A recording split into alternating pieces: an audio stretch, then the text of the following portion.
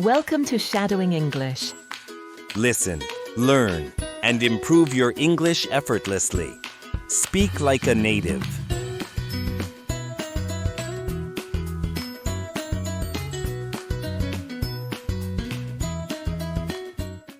Hello, everyone, and a very warm welcome back to Shadowing English.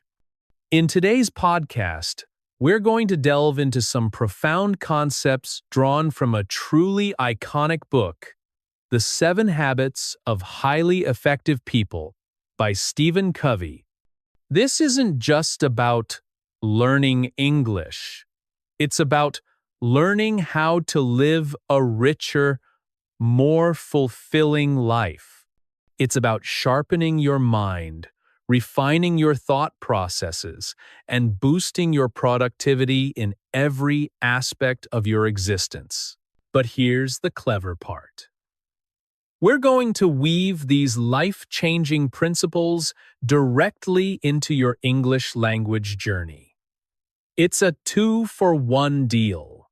You'll absorb valuable life lessons while simultaneously giving your English skills a serious workout. Expect to encounter new vocabulary, fresh sentence structures, and a generally more nuanced understanding of the language. I'll be speaking at a deliberately measured pace, ensuring clarity and ease of comprehension. I'll also be sticking to relatively simple vocabulary and sentence constructions. Don't fret if you don't catch every single word the first time around. I'll be sure to unpack any particularly tricky terms. And remember, you can always rewind and listen again. Each listen will unlock a deeper level of understanding. We're going to explore 7 key habits that, when embraced, can help you cultivate greater confidence, laser-like focus, and, ultimately, a far greater level of success, not just in your English studies, but in everything you set your mind to. So, without further ado, let's dive right in. Habit number 1. Be proactive. This is a cornerstone concept, absolutely fundamental. Being proactive essentially means taking control of your actions and decisions, instead of passively waiting for things to happen to you. When you adopt a proactive stance, you stop merely reacting to life's events. You don't sit around waiting for someone to hand you instructions or spoon-feed you information. You certainly don't fall into the trap of saying things like, "Oh, I can't possibly learn English. I'm far too busy." Or, "I can't practice my speaking because I haven't got a language partner." Being proactive is about turning that inner dialogue on its head. It's about asking yourself empowering questions like, right, what times I do right now, with the resources and opportunities available to me? The word proactive, as you might have guessed, stems from pro, meaning forward, coupled with active, meaning, well, doing something. So, at its heart, being proactive is about actively moving forward, seizing the initiative instead of just idly standing by. Let's picture a typical scenario. It's a lazy Sunday morning. You're curled up with a steaming mug of tea, and you've got a spare 10 minutes. You're faced with 2 distinct choices. You could mindlessly scroll through your phone, flitting from one random piece of content to the next. Or you could grab your voice recorder and dedicate a single minute to speaking English. A proactive learner will invariably choose the second option. You see, you don't wait for the perfect study plan to materialize. You don't wait until you feel brimming with confidence.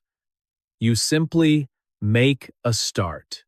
So many people put things off, waiting for the stars to align, waiting to feel completely ready, waiting for that elusive surge of confidence.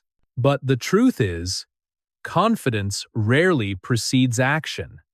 It almost always follows it. Think about it. When you consistently take small, deliberate actions each day, your brain begins to trust your capabilities. You start to feel stronger, more competent. You begin to witness tangible progress. Let me share a little story with you. I once had a student named Isabel. She used to lament, "I just can't seem to improve my English speaking skills because nobody ever wants to talk to me." Then, one day, she had a real shift in mindset. She decided to stop waiting for things to fall into place and instead resolved to be proactive. She committed to recording her voice for just 1 minute every single morning. She would talk about anything that came to mind, what she had for breakfast, her plans for the day ahead, even her hopes and dreams. After just a week, she noticed a marked improvement. Her sentences flowed more smoothly, her pronunciation sounded more natural, more relaxed. After a month, she plucked up the courage to join an online English language group. She shared one of her recordings there, tentatively. People listened. They responded with overwhelmingly positive and encouraging messages. Some even remarked on her beautiful accent and clear diction. Isabel felt a surge of happiness, a real sense of pride. She felt empowered, in control of her learning journey, because she had taken action instead of passively waiting. That's the essence of being proactive. When you take that first step, new opportunities begin to unfold before you. When you remain stagnant, nothing changes. Being proactive, therefore, is the bedrock upon which all other positive habits are built. The foundation, if you will. When you embrace proactivity, you take full responsibility for your own learning. You stop blaming external factors, the weather, your teacher, your nationality, your demanding job, or your family commitments. You acknowledge, this is times my times English, asterisk my times effort, and ultimately, asterisk my times result. You take charge of your own progress. You understand that learning English isn't something that just happens to you. It's something you actively make happen. So, I urge you to ask yourself right now, what small, manageable action can I commit to taking today? It doesn't need to be earth-shattering. Perhaps it's listening to this podcast episode one more time. Perhaps it's writing a short paragraph summarizing what you've learned. Or perhaps it's simply describing your day in English as you go for a walk. These small steps might appear insignificant in isolation, but they compound over time to produce remarkable results. Each day you take a small step, you move forward just a little bit further. After a week, a month, a year, you'll be able to look back and marvel at how far you've come. Being proactive, therefore, is about becoming the captain of your own learning ship. Picture your English language journey as a ship sailing the high seas. Sometimes the sea is calm and tranquil, Other times, it's raging and stormy. The wind might howl, the waves might crash, but the direction, the steering wheel, is firmly in your hands. You can't control the wind, but you can adjust your sails. You can't control every single aspect of your life, but you can always control your reaction and your next step. That's the true power of being proactive. It's the power to begin, even when the circumstances aren't ideal. It's the power to take action, even when you feel tired or apprehensive. And it's the power that transforms a mere dream into tangible progress, one small action at a time. So, don't wait for the perfect moment. Seize the moment you have, and times make times it perfect. Habit number 2. Begin with the end in mind. This habit is all about having a clear destination in sight before you even set off on your journey. It means cultivating a vivid mental image of what you want to achieve, a clear picture in your mind's eye before you embark on your work or your learning. Let's illustrate this with a simple analogy. When you're planning a trip, you don't just jump in the car and start driving aimlessly with no clue as to your final destination. You first decide where times you want to go, asterisk. Then times you choose the optimal route. You choose the train or the flight that will efficiently transport you there. Learning English is exactly the same. You must know your desired direction, where you ultimately want to end up.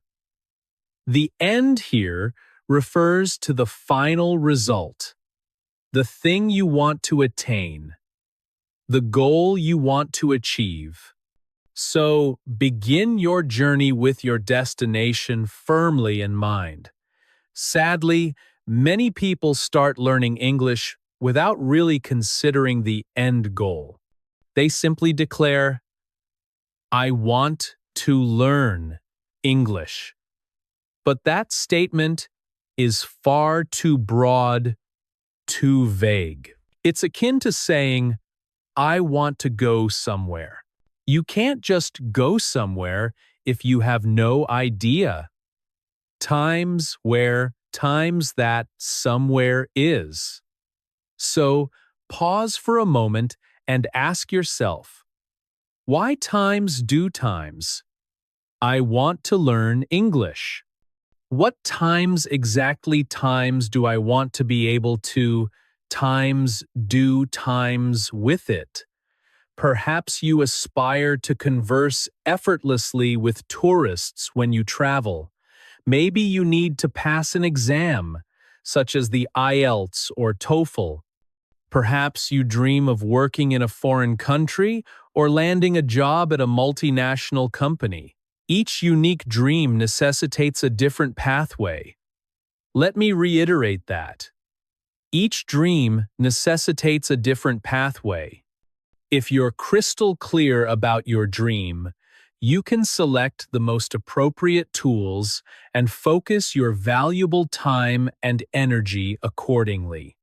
When your purpose is well defined, your mind becomes calmer, more focused. You stop squandering energy on things that are ultimately irrelevant. For example, if your primary goal is to improve your spoken English, there's no point in burying yourself in textbooks for 5 hours a day. You need to prioritize listening and speaking practice. You could record yourself, join a conversation group, or even simply talk to yourself. If your aim is to become a better writer, you could read short articles and copy out useful phrases. You can also apply this concept to your daily study sessions. Before you begin a lesson, ask yourself, what's my end goal today? What am I hoping to achieve? What's my specific purpose for this session? Perhaps your goal is to learn 10 new words, or perhaps it's to fully comprehend one particular podcast episode, or maybe it's to speak for 3 minutes about your weekend. Once you've finished, you can check whether you actually reached your desired outcome. This gives you a tremendous sense of accomplishment and reinforces your progress, making you feel happy and proud. There's another compelling reason why this habit is so powerful. When you vividly imagine your end goal, you naturally feel more motivated. Motivation, of course, refers to the energy or reason that compels you to take action. Your brain loves to visualize things. When you imagine yourself speaking English fluently and confidently, you feel excitement, anticipation, hope. That feeling, in turn, empowers you to get started and to persevere. So, close your eyes for a moment. Picture yourself 6 months from now. You're sitting in a cafe, engaged in a lively conversation in English. The other person is smiling, truly engaged. You smile too, feeling completely at ease. You understand everything they're saying, and you respond naturally, without consciously translating in your head. You feel liberated. This picture is your end in mind. Hold on to it, cherish it. Stephen Covey famously said that all things are created twice. First in the mind, then in reality. This means that everything we do originates as a mental image, a thought. You visualize it, then you bring it into being through purposeful action. You can create your own personal English vision. A vision, in this context, refers to a clear mental image or idea of your future. Write down 3 sentences that start with I can. For example, I can talk about my job in English for 5 minutes. I can understand 80% of my favorite podcast. I can write a paragraph about my daily life with ease. When you articulate your vision, you're essentially creating a roadmap. Then, develop a simple action plan. If your end goal is to be able to speak for 5 minutes, you could devise a plan like this. Asterisk. First month, speak for 1 minute every day. Asterisk. Second month, record short talks twice a week. Asterisk. Third month, speak with a friend or teacher once a week. Asterisk. Ultimate goal. Speak freely for 5 minutes. This is what begin with the end in mind looks like in practice. It's not just about wistful dreaming. It's about detailed planning. When you have a clear direction, your practice becomes far more focused and efficient. You can selectively choose what to concentrate on, saving precious time and accelerating your progress. So, today, I encourage you to think deeply. What do you really want to get out of learning English? Write it down, visualize it, feel it, and then take one small step towards it each day. When you begin with the end in mind, you're not just passively studying, you're actively building your dream, step by step. Your journey becomes imbued with meaning. You no longer feel lost or disoriented because you know exactly where you're headed. And when you finally reach your desired destination, when you can confidently speak, write, or understand English in the way you've always dreamed, you'll know that it wasn't down to mere luck. It happened because you began with the end in mind. Habit number 3, put first things first. We have a common saying in English, first things first. It means attending to the most important task before anything else. For example, if you wake up feeling ravenously hungry, you might say, first things first, let's get some breakfast. You prioritize what matters most above all else. So, the third habit in Stephen Covey's book is also called Put First Things First. It means exactly that. To focus on what truly matters, to tackle the important tasks before anything else. Many language learners feel perpetually busy, yet curiously unproductive.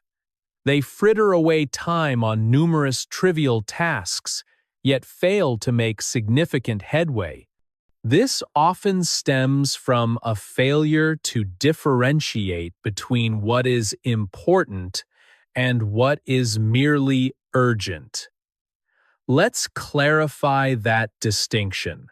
Something that is urgent feels immediate, demanding, like a notification popping up on your phone or a phone ringing insistently. It makes a noise, it grabs your attention, it demands to be dealt with, times now, asterisk.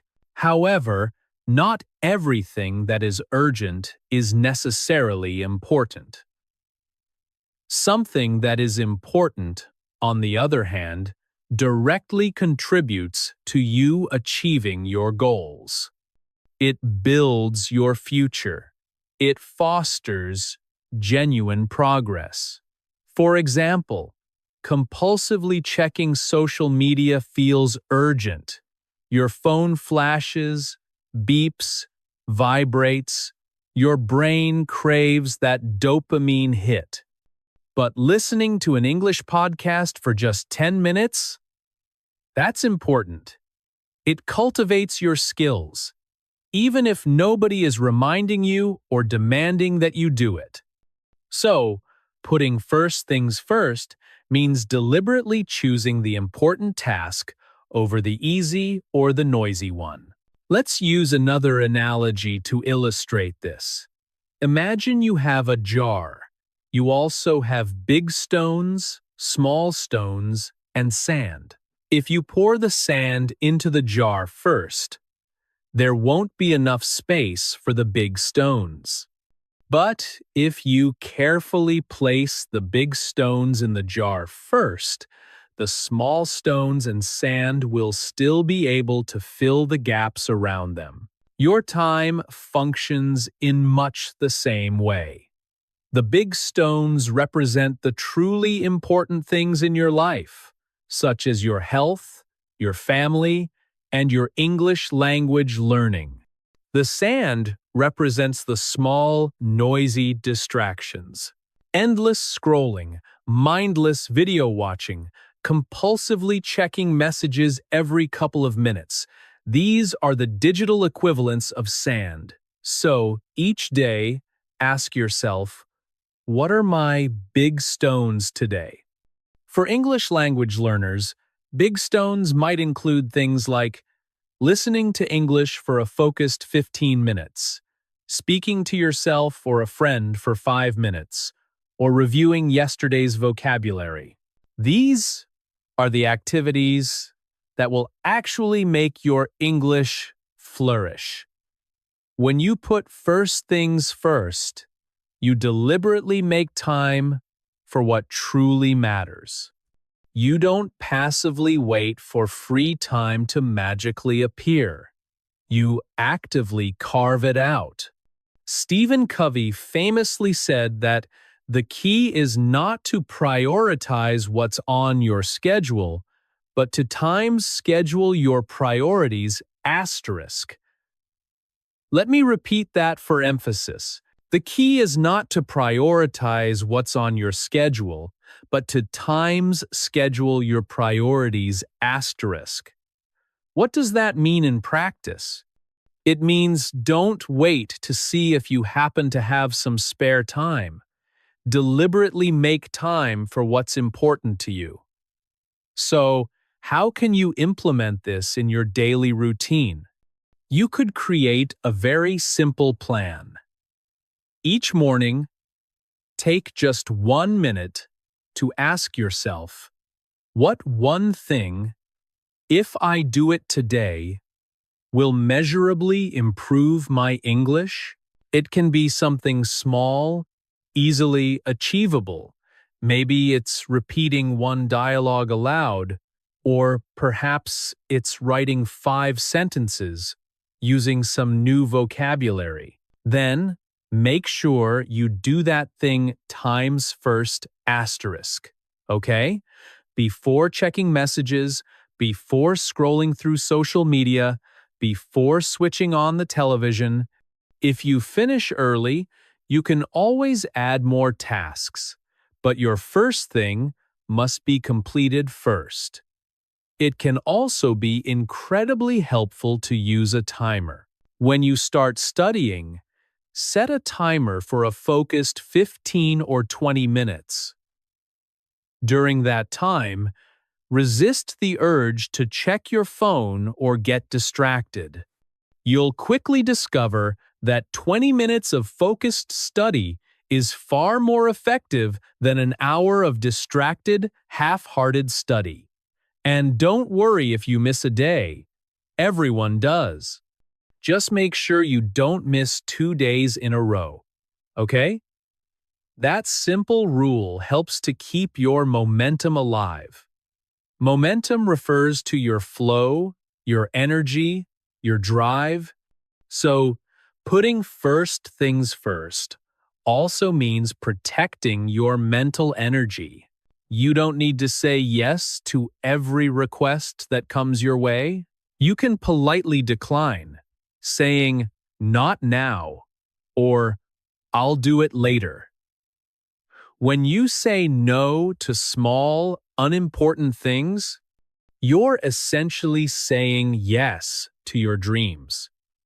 Sometimes, the people around you might not fully understand. They might even suggest that you're studying too much. But remember, you're building something incredibly important. You're building your future self, the person who speaks confidently, who understands effortlessly, who has the freedom to work or travel anywhere in the world. That is a future worth protecting. Let's conjure up another scenario. It's evening. You feel tired, drained. You think to yourself, I deserve a rest. But then you remember this habit. You open your notebook and read one paragraph in English. You recite a few sentences aloud. You close your eyes and repeat one particularly useful phrase. It takes just 5 minutes. You smile, feeling a quiet sense of satisfaction because you did it. You put the first thing first. And even a small action like that keeps your progress alive, keeps your momentum building. So, putting first things first is not about striving for perfection. It's about maintaining direction. Every time you consciously choose to do the important thing first, you become stronger, more resilient. You train your mind to focus. You build discipline. And discipline, in this context, means doing what you planned to do, even when you don't particularly feel like it. When you live your life according to this principle, you stop being merely busy and start being truly effective. Your time becomes meaningful. Your results become visible. Visible, of course, means easy to see, easy to recognize, and your English slowly but surely becomes an integral part of your daily life. Not just a distant dream, but a concrete habit. Habit number 4. Think, win, win. In English, this phrase means actively seeking out solutions where both parties benefit, where everyone gets something positive out of the interaction. Win-win means nobody loses. Everyone gains. Unfortunately, some people approach life with a different mindset. They think, win, lose. This means that for them to succeed, someone else must fail. But that kind of thinking fosters stress, anxiety, and unhealthy competition. It leads people to constantly compare themselves to others, believing that they must be superior to everyone else. But in learning, and particularly in language learning, it's not about being better than others. It's about being better than you were yesterday. So, what does think, win, win mean for English language learners? It means that we learn together, we support each other, and we all progress. When I help you, I also learn. When you share your ideas, we both benefit.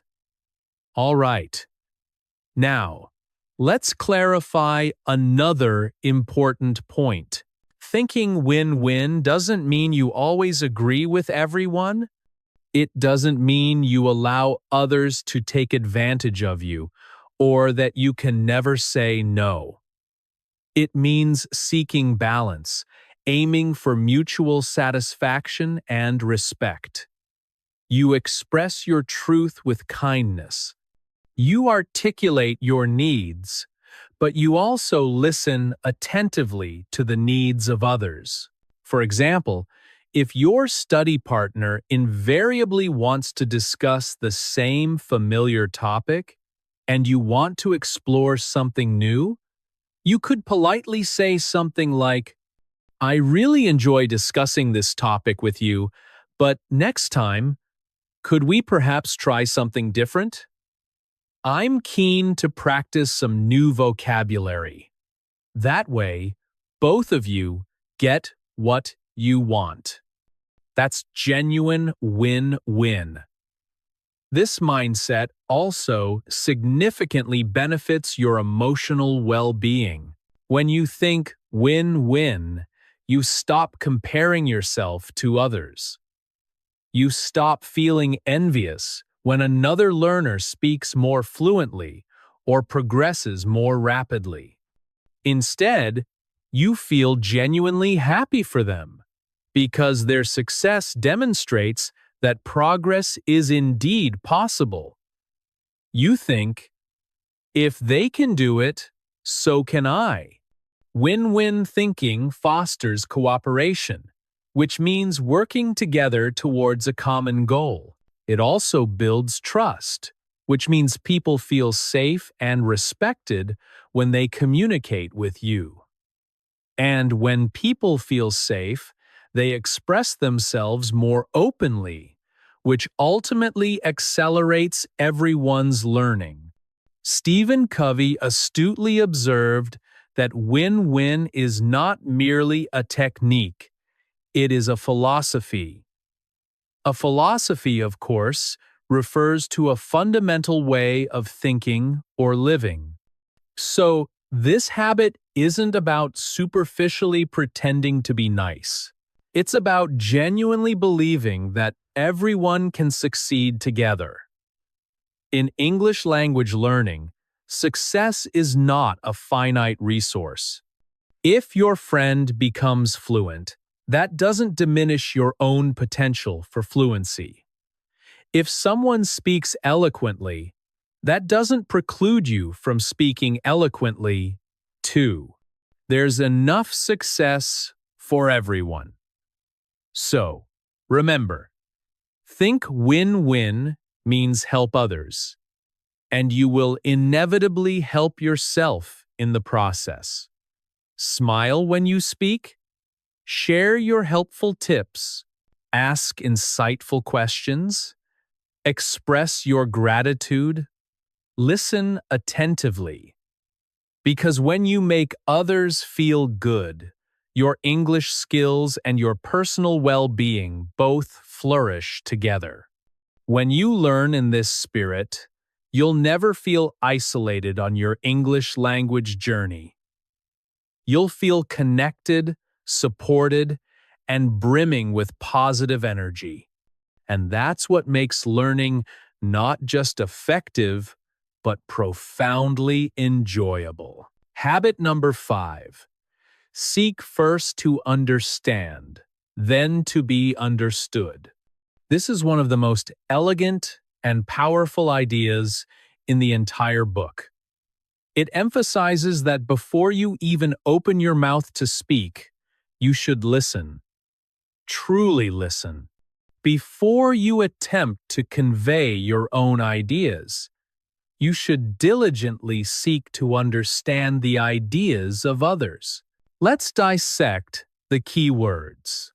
The word seek means to search for something diligently, like when you're searching for information, answers, or understanding. So, seek first to understand implies that your primary objective is not to speak, but to listen attentively, to pay careful attention, and to genuinely try to see the world through another person's perspective. Many people, unfortunately, do the exact opposite. They are desperate to be heard, eager to express their opinions. They listen only to formulate their reply, not to truly understand. But when we do that, we miss the opportunity to connect on a deeper level. Good communication begins with understanding. When people feel genuinely understood, they relax, they feel validated, and they start listening to you in return. It's almost like magic. When you give understanding, you receive understanding in return. Habit number 6, synergize. This word might initially sound intimidating, but fear not. Let's break it down step by step.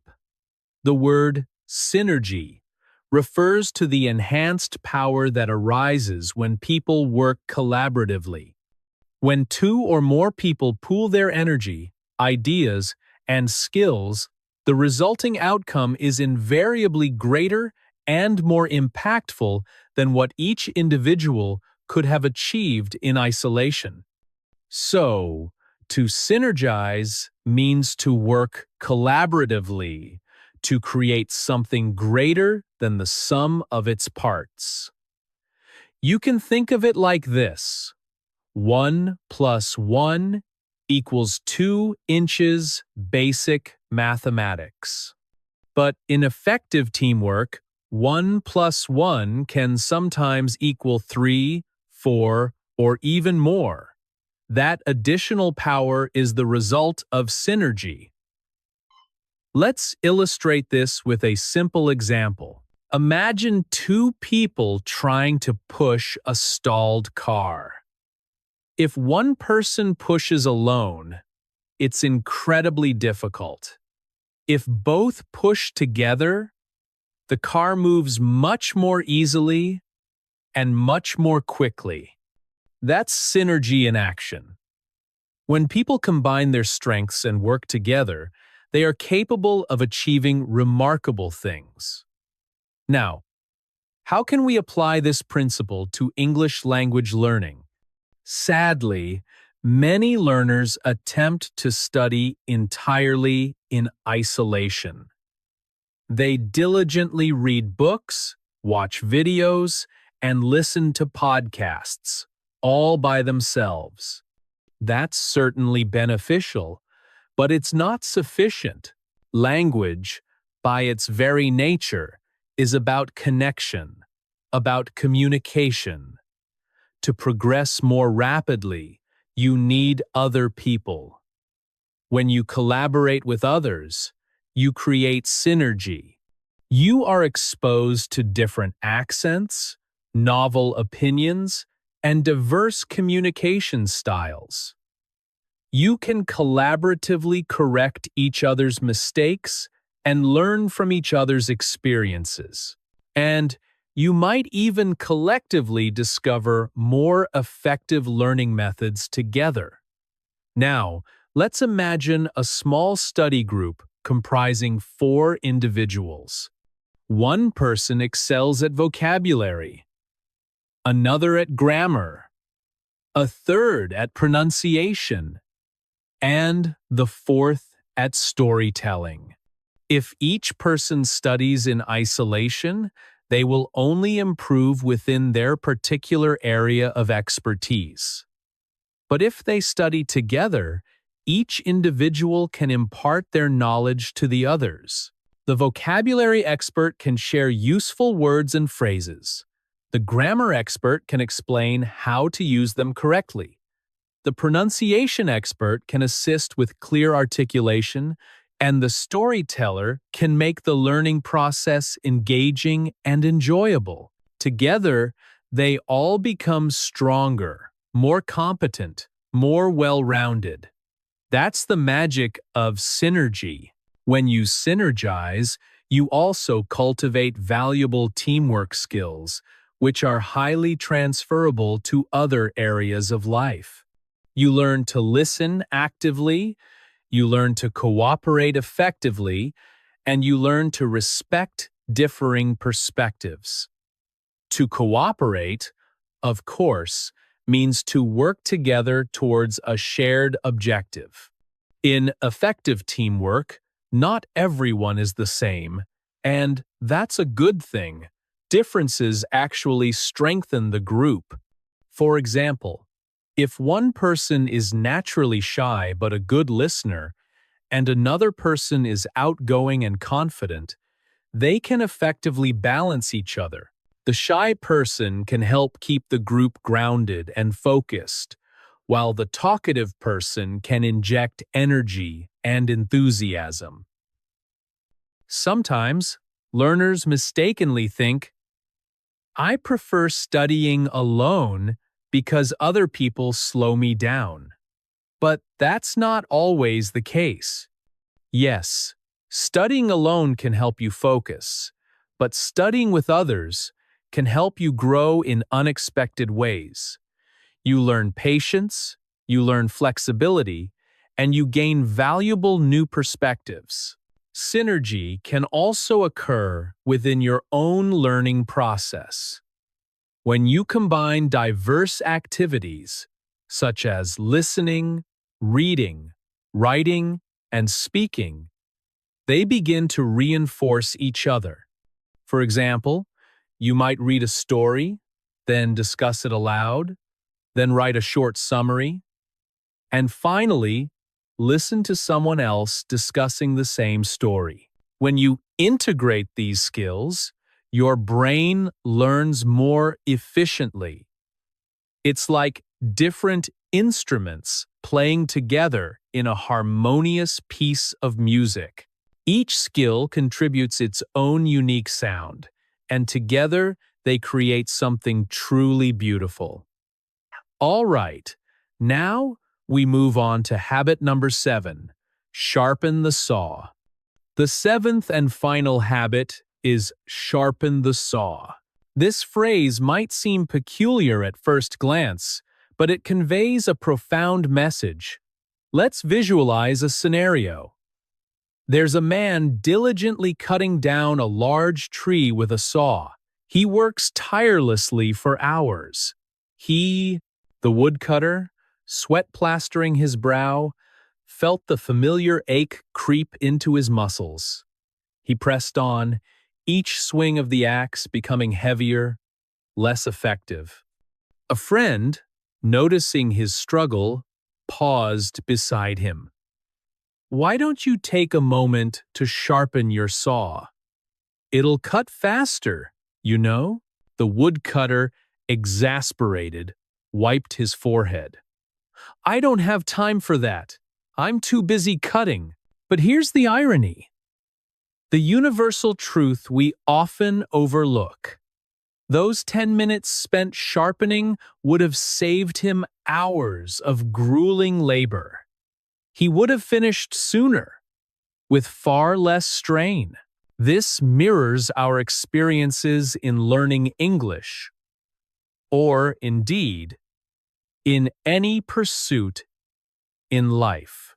We relentlessly push ourselves, studying, working, striving, often forgetting the crucial element of rest and rejuvenation.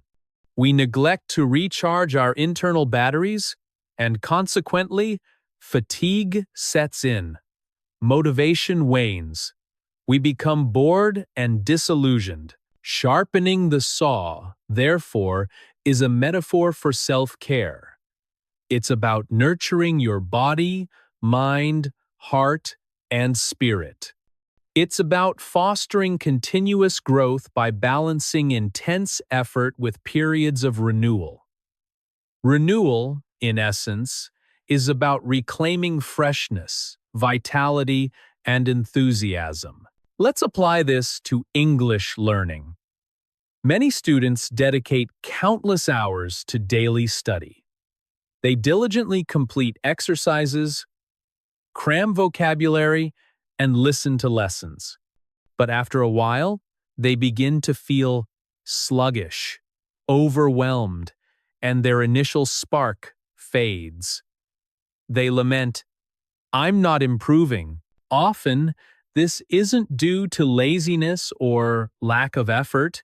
It's simply that they are exhausted. Their metaphorical saw is dull. Their brains are crying out for rest and revitalization. Sharpening the saw, in this context, means engaging in activities that reignite your passion and replenish your energy reserves. It's about injecting joy back into the process. You can sharpen your saw in 4 fundamental ways: by tending to your body, stimulating your mind, nurturing your heart, and uplifting your spirit. Let's explore each of these in detail. Your body is your engine, the vehicle that carries you through your learning journey. If it feels weak and depleted, effective learning becomes a struggle. Prioritize self-care. Ensure you get adequate sleep, fuel yourself with nutritious food, and stay hydrated. Stretch your muscles. Move your body. Take a walk in nature. When fatigue threatens to overwhelm you, resist the urge to force yourself onward. Close your eyes for a few moments, breathe deeply, and center yourself. A healthy body paves the way for a clear and focused mind. So, don't feel guilty about taking short breaks. View them as essential investments in your overall well-being and learning capacity. It's sharpening your body. Next, your mind, the engine of learning itself. To sharpen your mind is to keep it engaged, curious, and constantly expanding. Immerse yourself in interesting English content. Read a short story, explore a blog, or even follow the subtitles of your favorite TV show. The key is to find material that captivates you and sparks your intellectual curiosity. Now, let's turn our attention to your heart. Your heart represents your emotions, your relationships, and your overall sense of well-being. Learning is significantly hampered when your heart feels heavy, lonely, or burdened. Sharpening your heart involves connecting with people who uplift and inspire you. Engage with fellow learners, share your aspirations, and build a supportive community. Your emotional health is intrinsically linked to your learning power. A calm and content heart learns far more effectively than an anxious or distressed one. Finally, consider your spirit. Your spirit is that inner voice, that sense of purpose and meaning that drives you forward. Nurturing your spirit might involve meditation, spending time in nature, pursuing a creative hobby, or simply reflecting on what truly matters to you. A strong spirit provides resilience and motivation, enabling you to overcome challenges and persevere in your learning journey. Think of your life as a tree. Neglecting to water it will cause it to wither and dry. Pruning its branches too aggressively will weaken its structure. But with careful nurturing, with water, sunlight, and periods of rest, it will flourish, growing strong and beautiful. You are that tree. Your saw represents your energy, your habits, and the tools you employ. When you take care of these elements, you'll grow taller and reach new heights. Sharpening the saw also entails revisiting and reinforcing what you've already learned. Many students make the mistake of constantly chasing new knowledge while neglecting to solidify their existing foundation. Reviewing past lessons strengthens your understanding and creates a more robust framework for future learning. So, remember to rest, review, and refresh. All right, my friends, let's take a moment to recap the key principles we've discussed. As I mention each one, try to quietly affirm it in your mind. Habit 1. Be proactive. You are the architect of your own learning. You choose your actions and don't wait for ideal conditions. You take initiative and move forward, one step at a time. Habit 2. Begin with the end in mind. Envision your desired outcome. See yourself speaking, writing, and comprehending English with confidence and fluency. Use that vision as a compass to guide your learning journey. Habit 3. Put first things first. Prioritize tasks that contribute to your long-term goals. Dedicate time to studying before indulging in distractions. Focus on activities that build your future, not those that merely consume your time.